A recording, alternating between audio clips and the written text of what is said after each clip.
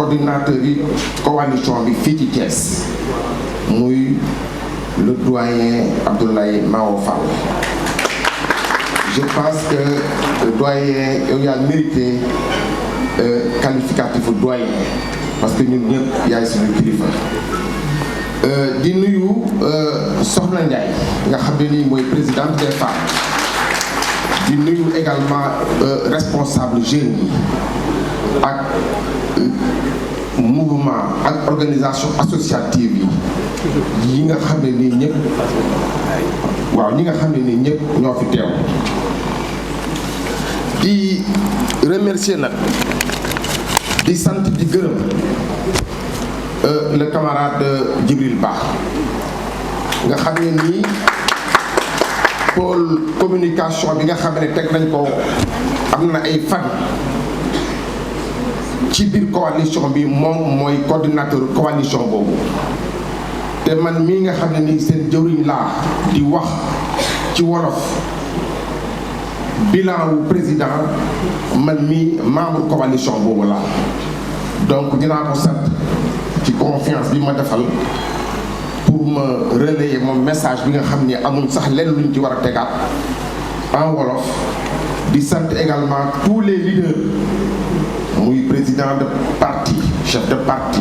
président mouvement chef organisation associative les femmes les jeunes les journalistes ak kilifa yi nga xam ne nii ak mbooloo ñi nga xam ne ñëpp am nañ ci yaakaar ci coalition Diomaye président ñëw teewee suñu ndaje bi. bon comme ni leen ko waxee nag ndaje bi li ko waral mooy ñaari yëf ba ci ñett benn ñun waa coalition bi ñu daje waxtaan pour xam ñun fu ñu toll ci liggéey bi benn mais ñaar aussi dañu dëgmal xew-xew boo xam ne nii dafa réew muy fête nationale de l'indépendance te président Bassirou Diomaye Faye jël dogalu organiser ko fii ci Thiès le 4 avril 2026 inch'Allah. Bu ñuy wax nag coalition xam naa ne sax pour ñu bëri nekk na loo xam ne li ñuy wax ça va de soi la ñëpp yaakaar nañ ne wala xam nañ ne coalition ndaje ay organisation wala ndaje ay mouvement wala ndaje ay parti wala ndaje ay nit pour benn objectif ndaje boobu nag alors li nga xam ne nii moo ko tax a jóg mooy pour d'abord ñu jàppalante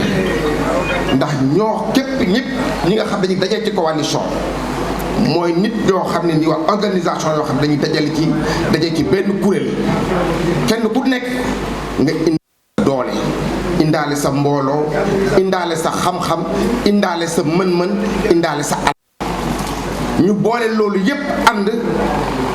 pour lan pour jàppalante benn mais deuxièmement également loolu bu ñu ko boolee mooy pour jàppale ci kaw coalition bi jàppale président de la République Bassirou Diomaye Faye ndax Bassirou Diomaye Faye bu ñu koy c'est en tant qu'institution de la République du Sénégal ndax fi ñu toll nii moom mooy président Sénégal moom moo waat charte constitution bi ak li nga xam ne nii moo ci ay wareef yépp dina wàccoo ak moom ak askan bi dina wàccoo ak moom ak réew bi dina wàccoo ak moom ak ñi nga xam ne nii ñoom ñooy suñu partenaire financier yi wala suñu partenaire multilatéraux yi muy ay état wala muy organisation bu mucc daw loolu nag ñëpp xam nañ ne nekkul liggéey bu yomb liggéey bu diis la liggéey la boo xam ne nii booy xool il faut une organisation il faut un système mais aussi il faut que mu am tout simplement alors on ay objectifs yu clair yoo xam dañ koy définir pour que ñu mën a yegg ci loolu ñun nag li nga xam ne moo ñu tax a jóg mooy jàppale Bassirou Diomaye Faye pour mandat bi nga xam ne président état population yi jox nañ ko mandat bi juróomi at la defagum na ci ñaar mu des ñett mandat bi lan la pour améliorer yokk defaraat Sénégal yokk koom-koomu Sénégal yokk li ñuy wax naan niveau de vie ak qualité de vie waa Sénégal loolu nag président Bassirou Diomaye Faye moom mu ngi si. Djibril Ba wax na leen li mu réalisé ci plan économique ci plan agriculture ci wàllu alors pêche ci wàllu social ak yeneen mais man duma revenir ci loolu yépp man ci li may revenir rek mooy xëy na ñetti fànn benn fànn bi mooy gouvernance parce que am réew li ci ëpp importance mooy d'abord la gouvernance mooy yow nan nga yoree réew mi ndax am na dal ndax am na jàmm ndax am na vision ndax am na cohésion ndax am na également alors planification ndax am na ay objectifs yu ngeen di topp ndax yow sa diggante ak say dëkkandoor ndax am ngeen jàmm sa diggante ak partenaires financiers yi ndax ñoom ñu ngi am ci yow kóolute loolu gouvernance boobu noonu la ñu wax ne ñun gouvernance bi ñu gis président Diomaye Faye moom commencé ko ci Sénégal en 2024 ko gouvernance boobu dal na suñu xel te am nañ ci moom yaakaar ndaxte bu ngeen xoolee aujourd'hui ci gouvernance bi d'abord premier critère bi muy critère stabilité te naatable wu nous avons un pays stable boo xoolee li ñu wër yépp ñu xam ne ni wax dëgg yàlla Sénégal yàlla suturaal na ko. deuxième critère bi mooy la sécurité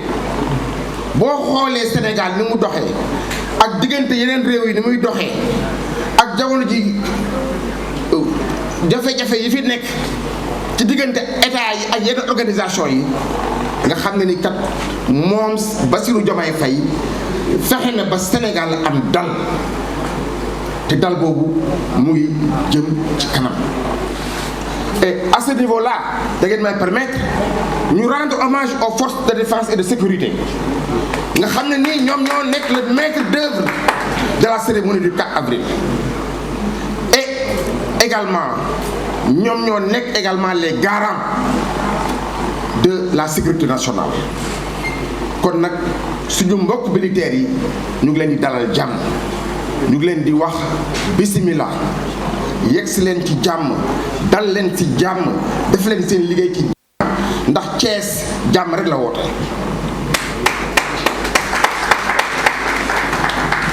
ndax ni ma ko waxee woon keroog ci forum ba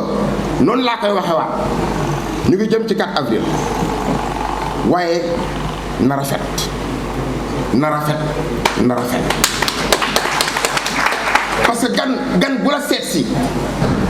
nee nañ dina la ñee wala nga ñee ko wala ñaay dina itam gan bu la seet see sa buur la kon booy xool ñun suñu wareef ci accueillir président de la république dafa sax décuplé wu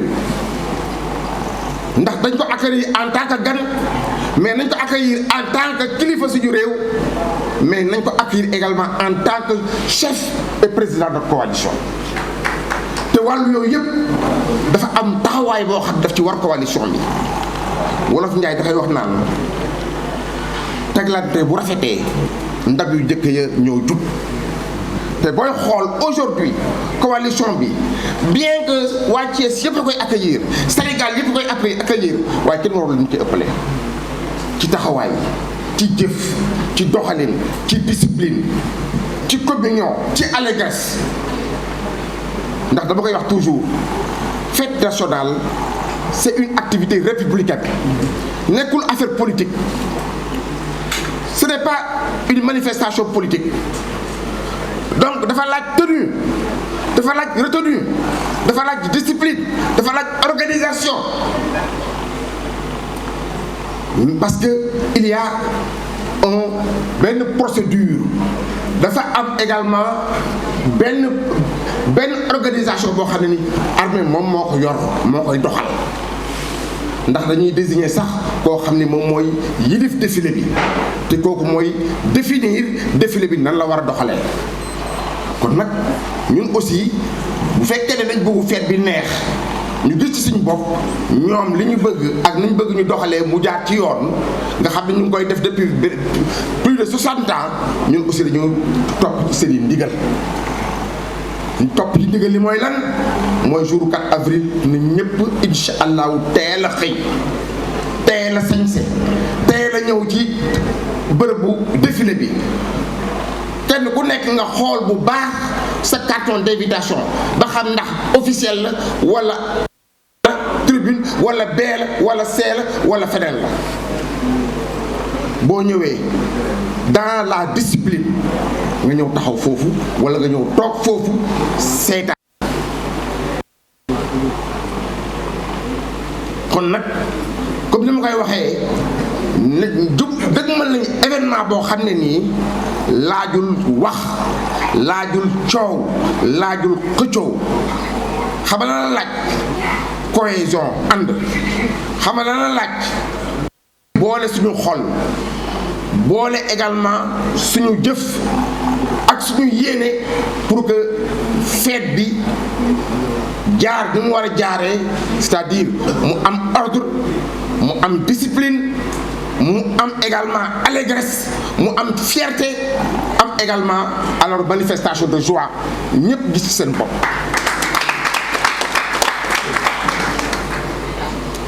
kon nag mënuñu lu mooy sant le président Bassirou Diomaye Faye sant également les membres de son gouvernement yi nga xam ni ñoom ñoo koy jàppale ci liggéey bu mag bii muy liggéey ndaxte décision bi mu jël nii xëy na ci mooy boole troisième fois bi may terminé xëy na ñu bëri jàppale ñu ne rek fête la parce que fête la indi na ko Sénégal mais je pense que c'est un signalement extrêmement important dans le cadre de la territorialisation des politiques publiques. ku attan ak fête de l'indépendance li mu day ak li mu toll ak li mu jël ci matériel ci moyen ci nit ak li mu laaj ci logistique ngay dama koy doxal yóbbu ci biir région yi kooku bàyyi na Sénégal xel kooku bàyyi na région yi xel kooku bàyyi na ko ñu ko fal xel kon nag ñun ñoo ci des waaye koo fal ko waaye koo fal waaye jox ko ay léegi waaye jàppale ko waaye mu réussir waaw ndax ki nga xam ne nii mu ngi yore alors otoom di la ci yóbbaale bés boo xamee ne nii am na avion du la fi bàyyi kon nag lii mun naa ne li ñuy wax laboratoire la nañ fexe nag mu rafet mu réussir ndax mu mun a ci Sénégal waaw ndax bu lawee ci Sénégal rek ñëpp dañ ci gis seen bopp ñi nga xam ne ñoo nekk ci bitim réew également dafay renforcer seen confiance te seen confiance bu renforcer woo wàllu koom bi tam dafay topp parce que comme confiance lay topp borom alal yi ak investisseurs yi alal rek la ñuy topp. Et je pense qu'à ce niveau-là, Président, il est bon qu'on s'arrête sur une date très importante qui vient de passer. Moi, date bi nga xamee nii le Sénégal a respecté son engagement de payer sa dette comme il l'avait effectivement promis alors que ñëpp ñu doon xaar mu def défaut. Comme on a l'habitude de le dire, la ponctualité et la politesse des rois. Chers leaders de la coalition Diomaye Président, mesdames et messieurs les responsables de la coalition ici présents, mesdames et messieurs de la presse, moi je voudrais juste ajouter quelques mots. Je ne serai pas trop long. Il y a juste 2 ou 3 jours, nous célébrons les 2 ans de l'alternance. Les 2 ans de l'accession à la magistrature suprême de son Excellence le président Bassirou Diomaye Diakhar Faye. Le bilan est élogieux. Le président Djibril l'a dit tout à l'heure. Mais je voudrais simplement toucher la politique en ce sens. Cela a été déplorable que lors de l'anniversaire de notre alternance, qu'un Premier ministre, que des ministres, que des DG, que des PCA ne fassent aucune communication pour faire ce bilan et soutenir l'action du président de la République. Je pense qu'aujourd'hui, si nous devons chercher à travailler ensemble pour l'intérêt du Sénégal, il est temps maintenant de siffler la fin de la récréation. On ne peut pas porter l'action du gouvernement pendant 2 ans, avoir fait des réalisations, avoir soutenu l'action du président de la République et à l'heure du bilan, véritablement courber les chiffres. C'est déplorable. Et c'est sous cet angle-là que je voudrais remercier la coalition Diomaye Président. Parce que, grâce à la superviseure Aminata Touré, une équipe de communication a été mise en place et à travers tous les plateaux de chaînes de télévision, de radio, la presse écrite, il y avait une production intellectuelle immense qui a su porter le bilan élogieux du président de la République, son Excellence Bassirou Diomaye Diakhar Faye. Et c'est sous ce angle-là également que je voudrais m'adresser à la population de Thiès. Le président de la République honore la ville de Thiès 2 fois. Il vient à Thiès le lundi prochain pour célébrer la semaine nationale de la jeunesse. Il revient 2 jours après à Thiès pour célébrer avec nous la fête nationale du 4 avril. Son Excellence Djeredjef Diokandial. Thiès a le mérite, et je ne cesserai de le dire, le président Idrissa Seck, il a commencé. Et c'est pour d'ailleurs l'occasion par laquelle je profite pour lui lancer un appel solennel. Le président Idrissa Seck, le Sénégal a besoin de vous. Le président Bassirou Diomaye a besoin de vous. Il faudrait qu'il vienne accompagner son jeune frère. Cela, c'est pour l'intérêt de la République. Parce qu'aujourd'hui, il nous faut bâtir une République debout. Il nous faut bâtir un président de la République avec des institutions debout. On n'acceptera pas que les institutions de ce pays-là soient fragilisées. Je voudrais alors dire merci au président de la République. Pourquoi? Parce qu'il a choisi Thiès. Mais dire mes remerciements également au maire de la ville, Babacar Diop. Parce qu'en réalité,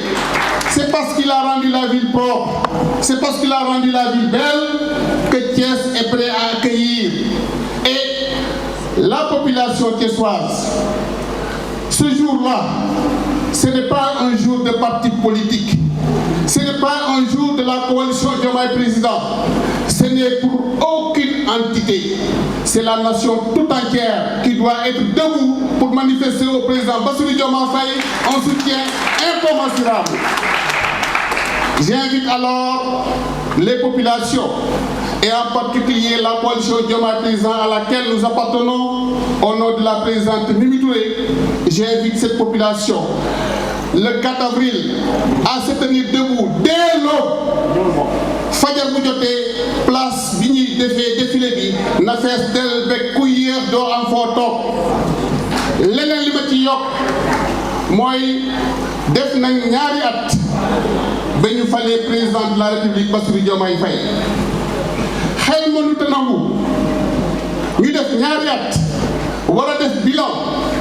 Premier ministre noppi, ay ministre noppi, ay DG noppi, ay PCA noppi, te yor décret président de la République. Bu ñu waxantee dëgg waa coalition Diomaye Président ñoo dem ci réseaux sociaux yi ñoo dem ci plateau yi pour véritablement wane li nga xamante ne président de la République def na ko fi. Kon nag li jot na président Bassirou Diomaye Faye pare nañ pour gunge la amul luñ ci ragal foo bëgg ñu jëm fa. Vous avez la jeunesse, vous avez les femmes, vous avez des cadres, et ne serait-ce pour Thiès, vous pouvez avoir une équipe gouvernementale. mbokk yi maa ngi leen di gërëm di leen sant jërëjëf. Chers Thiessois, mbokku leaderu Diomaye président du département Thiès, je voudrais m'associer aux remerciements et aux félicitations, exprimer toute ma gratitude au président Bassirou Diomaye Diakhar Faye si teraanga bu rëy mu defal Thiès. sama wax du gudd woote nañu mobilisation dégg nañ ko woote nañu juboo dégg nañ ko wax nañu ne coalition Diomaye président pare na dégg nañ ko mais sunu président buy ñëw da ngeen may rek parce que nag Thiès am na ay soxla te baax na fidèle man à ma vocation penser local agir global. Thiès dafa soxla ay infrastructure dañoo woon ñun waa coalition ànd ak Thiès waa yëpp fàttali ko sunu président il est très informé, le gouverneur est très informé, le gouvernement est très informé, mais am sa soxla am sa yiite fàttali ko sa kilifa nekkul lu aay moo tax la voirie yi l'infrastructure tali yi Thiès soxla na ko dañ koy fàttali di ko fàttali également nouvelle ville urbanisation baa ngi law xale yi soxla nañ ay infrastructure yu xam ne dañ fay def ay équipement ay usine xale yi mën fa liggéey di ko fàttali Mbour gàtt léegi mu def 20 mois xam nañ ne fàttewu ko mais ñaan la parce que c'est des pères et des mères de famille ñoom ba léegi ñu ngi toog di xaar di fàttali yi sunu président relance chemin de fer dañoo ñun associé suñu voix ak di def plaidoyer yépp Thiès mi nekkoon dëkk gare développé par gare bi mu dellusiwaat jëlaat palasam comme une locomotive du développement économique suñu dëkk tax tam mu mën a jur liggéey pour jigéen ñi pour góor ñi pour jeunesse bi di ñaan président de la république musée bi xam ne mu ngi fii mu bàyyi ci xel artisan yi ba xam ne tam dinañ ko mën a réhabiliter Thiès ville de culture dëkk cosaan gisaat seen bopp du ma ci guddal am na yeneen mais dama gëm que sunu kilifa buy ñëw teeru bi moom kenn du ko weret kenn duñ fa jiitu mais en tant que Thiessois ñu fàttali ko suñuy yitteeg suñuy soxla lu am solo la di gërëm ñëpp di sant ñëpp di ne yéen jigéen ñi yaakaar bi dafa bëri si yéen ñun ñëpp ici leaders nous sommes convaincus qu'une bonne mobilisation c'est des femmes debout, c'est des femmes engagées. Donc maa ngi associé wu si présidente coalition Diomaye président bu département bi madame Sokhna Ndiaye di leen lancer un appel très fort muy baatu góor yi xam ne ñu ngi si leader yi di gërëm di sant ñëpp jërëjëf merci. ñu ngi sant yàlla di julli ci Yonent bi Seydina Muhammad sallallahu alayhi wa sallam. jigéen ñi nag dañ leen waroon a bàyyi ñu yëngal ndax mim réew jigéen ñee ñooy ki ko moom mim réew jigéen ñee ko moom kenn dañoo waroon a bàyyi jigéen ñi ñu yëngal comme ni ko Ousseynou Diouf waxee jigéen ñi ñooy yaay jigéen ñi ñooy taal añi di teg añi di taal cuuraay di defal seen yu baax yooyu ci biir dañoo xawlu suñu jàmm yi nag war kon ñu wax ne ñu war a def buñ demee ba xaaju guddi nag lépp nga ca kon nan bàyyi noonu kon nag ñuy sant yàlla bu baax al amin fi nga jaar dana tax pour ñu remplacer dana ñëw waaye daanaka dikk nga ci li yonent bi ni uhibul arab li salasa anna arabi wal qur'an karim arabi wa lisanul jannati ahlul jannati fil jannati arabi Seydina Muhammad mi ngi wax ni sallallahu alayhi wa sallam mi ngi wax ni bëgg leen arab ngir ñetti mbir ndax man yonent bi arab la alquran karim arab la waxe àjjana ci biir àjjana arab sol al amin boo defee discours arab bi sukran tafadal bi salaam kon sant nañ yàlla bu baax a baax a baax waaye nag ñuy sant di dolliwaat nag di sant yàlla di gërëm jigéen ñi nag ndax macha allah seen taxawaay benn la ku fi falu ñoo la fal kon nag ñu gën a taxaw di sant yàlla bu baax a baax a baax di wax président Bassirou Diomaye Diakhar Faye lebal na Thiès loo xam ni dañ naan Thiès mënu ko fay waaye kay day fay bor Thiès ndax ba dara dul dara dëkk bi metti ñépp daw Thiès ñoo taxaw nag takk seen digg Thiès ñoo indi fiis 123 Thiès ñoo taxaw 111 astafurlah 111 Thiès ñoo taxaw investir Bassirou Diomaye Diakhar Faye du président Maama Fall ak ñu àndal kon man naa ne Bassirou Diomaye Diakhar Faye bu doon bâtiment fondation ba Thiès te kon fondation bu dëgëree rek lu nekk mën na tegu ci kawam kon Bassirou Diomaye Diakhar Faye duñ tiit dara bul ragal dara bu neexee yàlla ña la taxawaloon 2024 ñooy ànd ak yow taxawal la ba 2029 ñu yóbbu wax la kon Thiès amuñu dara lu ñuy ragal Thiès ragal juddoo fi Thiès ay bañkat fi ne te Thiès bu ne waaw kat Sénégal nee na waaw ndax Thiès mën naa ne ci Sénégal mooy bu doon jëmmi nit Thiès mooy xolub Sénégal ku am Thiès am nga Sénégal ku ñàkk Thiès am nga ñàkk nga Sénégal te kon nag ñun waa Thiès ñu sant yàlla bu baax a baax a baax ndax suñu président région de Thiès la dëkk kon tey bu ne day ñëw 4 avril mu ñëw feete ko Sénégal Thiès feetoo na ko Sénégal feetoo na ko fi mu juddoo feetoo na ko fi ñu ko bëggee kon nag ñun ñu ngi takk suñu ndig génn suñuy néeg wàcc suñuy laal di teertu nag gan yi bu soobee yàlla ci kàttanu yàlla danañ leen teertu bu baax a baax a baax a baax ñuy sant nag coalition Diomaye ndax coalition Diomaye comme ni ma ko waxee Thiès la juddoo Thiès la màggee Thiès la yaroo président Maama Fall ñu ngi lay sant bu baax a baax di sant nag ñi nga àndal ndax ñi nga àndal dooguñu la bamaxuñ la jëwuñu la am nga bootaay boot leen waaye nag amoo béjjënu ginnaaw boo leen di jaay kon jaajëfa moom ñuy sant nag may sant nag sama jabar du ñaaw gi nga xam ne moom a àggi madame Kane Astou Diop sama waajee moo ma solal ba ma jekk nag jox ma kol ni ma sàngol kon ngeen koy sant bu baax a baax a baax di ko santal groupement yi ñëw jóge Daaru Salaam ak ñu jóge kaw fene taaxi kaw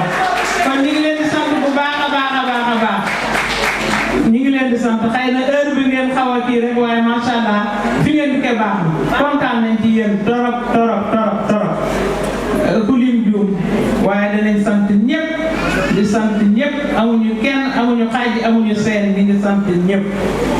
di ñaan nag monsieur le président bu ñëwee ñun jigéen ñi amuñu lu dul hôpital régional bu Thiès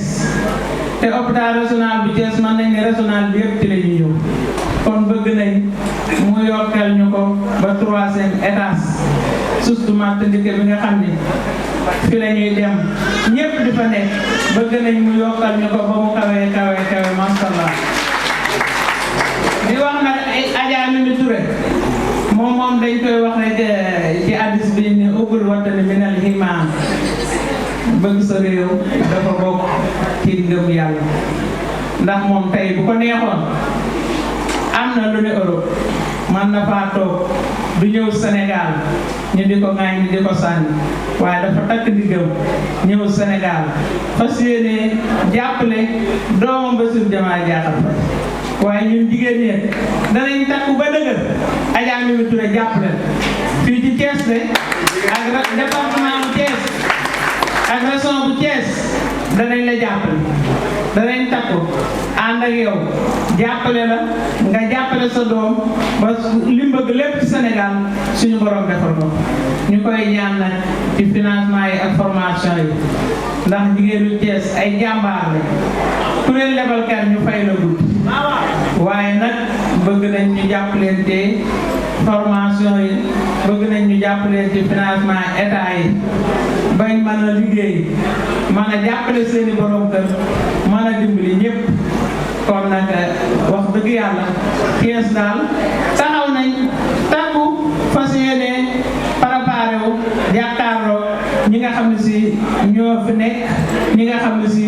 ñooy suñuy góor ñi nga xam ne ñoo la jàppale ñi nga xam ne si daal ñoo féete kaw ñu ngi leen di dénk président Bassirou Diomaye Diakhar Faye di ndaw lu baax di ko teey di ko yaru ñun am nañ ci moom yaakaar bu baax a baax a baax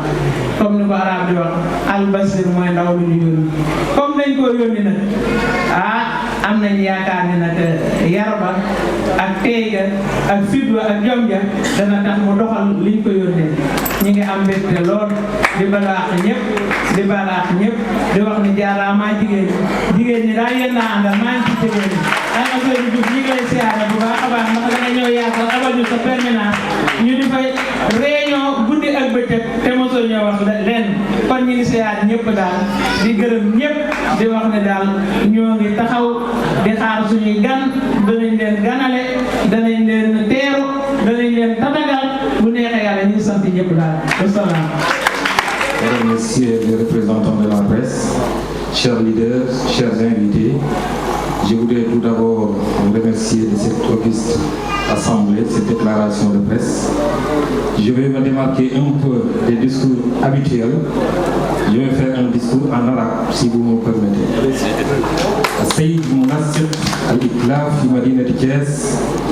الإخوة والأخوات أعضاء إتلاف Diomaye Président السادة ممثلو الصحافة والإعلام أهلنا الكرام في مدينة Thiès السلام عليكم ورحمة الله وبركاته. نلتقي اليوم في إطار الاستعداد الجارية لإحياء ذكرى الوطنية لعيد الاستقلال في سياق وطني بالغ الدلالة، حيث تستعد مدينة Thiès بما تحمله من رمزية تاريخية ونضالية للاحتضان فعالية الذكرى 66 لعيد الاستقلال الوطني في 4 من أبريل. ولا تعد هذه المناسبة مجرد احتفال عابر، بل تمثل محطة مفصلية للتأمل في معاني السيادة الوطنية وتجديد الالتزام بقيم الكرامة والاستقلال. وفي هذا السياق يكتسي هذا الاحتفال العام أهمية خاصة بالنسبة لائتلاف Diomaye Président، إذ يتزامن مع مرحلة دقيقة يتطلب فيها الشعب السنغالي إلى إعادة ترسيخ مبادرة الحكم الرشيد القائم على العدالة والشفافة والسيادة الحقيقية في اتخاذ القرار الوطني، وهي المبادئ التي تشكل جواهر مشروعنا السياسي ومبتكرنا نضالنا. ومن هذا المنبر تعلن على تعبئة شاملة لكافة أطيرنا ومناضلنا في مدينة Thiès من أجل إنجاح هذه التظاهرة الوطنية على نحو يعكس مستوى الوعي والائتمان لدى الشباب، ويجسد روحنا الالتفاف الوطني، ويؤكد التفافنا حول مشروع التعبير الذي يقوله السيد الرئيس جوماي باسيرو جوماي جاخار فاي.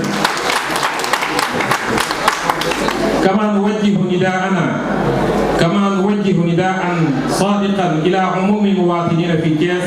على اختلاف توجهاتهم لجعل هذه المناسبة فرصة لتعزيز الوحدة الوطنية وترسيخ التراحم بين الشعب ومؤسساتها، وخاصة ولا سيما القوات المسلحة باعتبارها سمان أمن السيادة الوطنية. فالاستقلال الدولي لا يختزل في حدث تاريخي بل يصان ويبنى عبر تفاضل الجهود لتحقيق تنمية شاملة ومستدامة. وفي الختام نؤكد أن ائتلاف جوماي بريزيدان في كيس سيظل في طليعة القوى الوطنية الحية الساعة. yéen journaliste dama leen di yónni yóbbatuwuma leen li may wax lu ma gëm la dootuñu permettre président de la république ak ku mu ak grade boo mën a yor nag moo lay yëf parce que moo yor article 44 nag que ça soit clair. dégg naa ñenn ñi poste tënkuma ku poste tënkul da ngay bàyyi duñu nangu ak ku mu mën a doon ak poste boo mën a yor ak loo fi mën a def benn carte nga wote te morom benn carte nga wote 54,28% moo 54,28% moo élire Diomaye Faye sama carte da bokk carte Habib Bouteille da bokk carte maire dafa bokk keneen carte da bokk mën a benn carte nga boo sàccul nag laa wax soo amul ñaari carte d'identité ak ñaari carte électeur loolu la ñu xam Sénégal yaakaar naa ni ku am ñaari carte d'identité wala ñaari carte électeur vous êtes un fautif on doit vous mettre en prison net et clair. kon li ma gëm li gëm Sénégal gii nekk muy coalition Diomaye président bii gëm naa ni ñun duñu xàjji ma Samba duñu xàjji ma Demba képp koo xam ni set nga sa loxo set na baax nga réew mi man moom ma réew mi ba nit yow ngay ànd ak da ngay liggéey Diomaye wala doo liggéey Diomaye ku sa loxo set dama liggéey ak Diomaye ku sa loxo set ñu ngi lay woo ku fi deful dara loo xam ne ñaawal ñu ngi lay woo parce que réew mi ñëpp ñoo ko bokk. ma doon demander poliment et vraiment l'administration sénégalaise particulièrement au ministre et le directeur et les présidents ñu jël les responsabilités et même les maires qui t'attendent dans l'obscurité que ça soit clair da ngay bokk wala bokkoo da ngay Diomaye ngay àndal wala opposant Diomaye ñu nag Diomaye lañu choisir moom lañu àndal luñ ci góobee dañ koy gar duñ fi nekk ñu see ay vote de face dama leen di yónni pour le journaliste yóbbante ma leen dama leen yónni dama bëgg bu lëndee seen diir yi ngeen diisal ko li ñuy wax ñun nekkuñu fi wala ma Samba wala république moo ñu fi nation bi tey administration lañ jàng kenn wax yow réew moom la ñu élire ba juróomi atam jeex bu jeexee kenn ko remplacé topp ci ginnaaw mais duñu accepté kenn moom muy ñëw Thiès gannaaw da ngay dem di élire ay cantine comme ñun man nee na ñun am nañ ko Ousmane Sonko nee na Ablaye Fall Mao parti 4 centre la moom la wax waaye gëmal naa ko tey ko télécentre boobu muy bëgg a immigré ça ne passera pas bu jàll na respecté président de la République mooy jiital moo bu dul man mii ginnaaw yàlla mën naa teg ci kàddu wax ne bu dul man te nekk premier ministre ndax su dul man tey Diomaye di falu te Diomaye falu du nekk premier ministre kon na respecté la République et la nation Diomaye si son petit frère lu ñu fekk rek ci seen kër suñu yoon nekk diggante Ousmane Sonko ak Diomaye man Salma bu mu dugg waaye dinaa dugal ci République et la nation kenn ko dama tey je suis un patriote engagé et déterminé et intéressé je ne permettrai personne muy affaire sama président de la République na jël ay responsabilité ñi jël seen responsabilité ñi bëgg a ànd ak moom ñu ànd ak moom tam nag na jël ay responsabilité na jël ay responsabilité du man nangu di dox nit ñoo xam ni alalu réew mi ñu war a liggéey réew mi ñu liggéey parti politique les politiciens là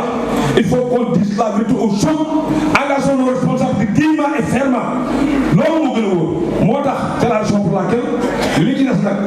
Sénégal a aaye waaye Thiès na ko moowee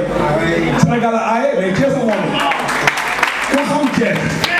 jéeri joon deel maa ngi nii am face su mbay tubaab bi Samba Law bi ngi fii ci gaaru Ndar bi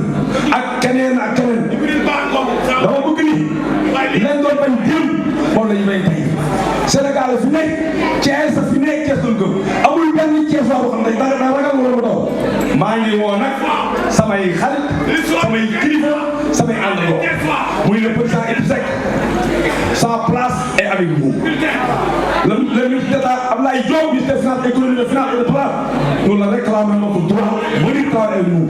Cheikh Hadjibou Soumaré ñi nga lay woo foo mën a nekk ñoo tax parce que réew lañu bokk tool bu leen fekkee ne croiser le bras wala liggéey la ñeneen réew mi dañ leen soxla Diomaye da leen soxla daa soxla Idrissa Seck ci kanamam soxla Abdoulaye Diop ci ginnaawam soxla Hadjibou Soumaré ci côté soxla Ba Diop Papa Diop ci kanamam ci ñoom lay wax parce que xam nañu xam nañu képp ku ci mën a jël dërëm teg soo Abdoulaye Fall la wax ko mais dama gëm ni réew mi leen tax a jóg bu ñu lànk nañu bañ nañu ñëw liggéey réew mi bu leen kenn menacé vous êtes responsable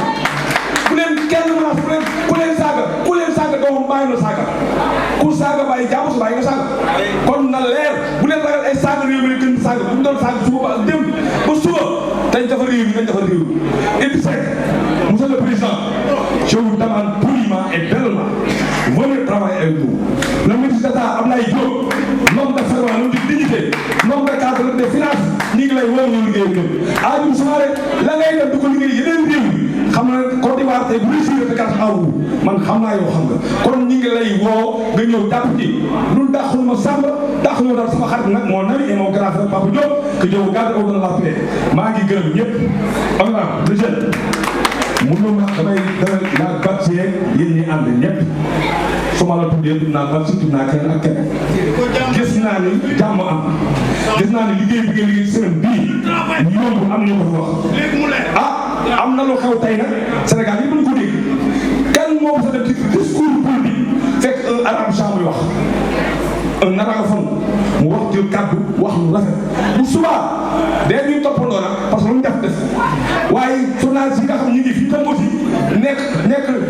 pour le porte-parole di defar seen image parce que mon image c'est ma beauté nañu xam ni bu subaa su ko fi def keneen dañ la porter plainte te ñun ñoo ko moom keneen moom ko keneen ko wax ci anglais keneen ko wax ci anglais dafa ñëwul dañu léegi duñu nangu fu ñu demati joolaay dañuy wax saraxule dañuy wax mankaañ dañuy wax olof dañuy wax séeréer dañuy wax lépp dañuy wax parce que loolu mooy réew